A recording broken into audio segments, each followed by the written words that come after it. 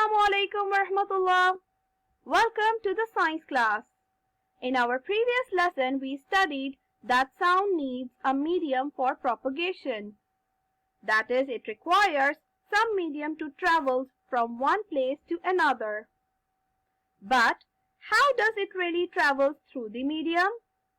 What happens to the particles of the medium? Let us find out.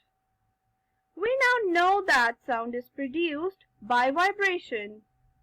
When the object is vibrating, it sets the particles of the medium around into vibration.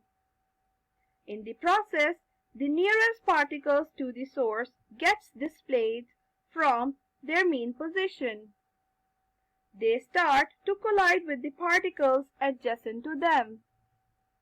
The adjacent particles then also get displaced from their mean positions. They in turn do the same to the neighboring particles. This process continues in the medium till the sound reaches our ear. We see that we create some disturbance flowing through the medium.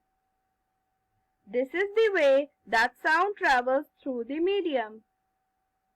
We see that particles of the medium are not traveling from the source of the human ear.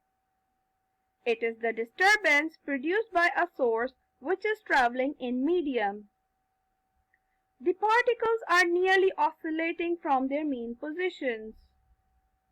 This disturbance created by the vibrating object in the medium is what we called a sound wave.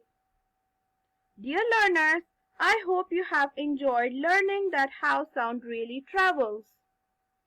Jazakallah and happy learning!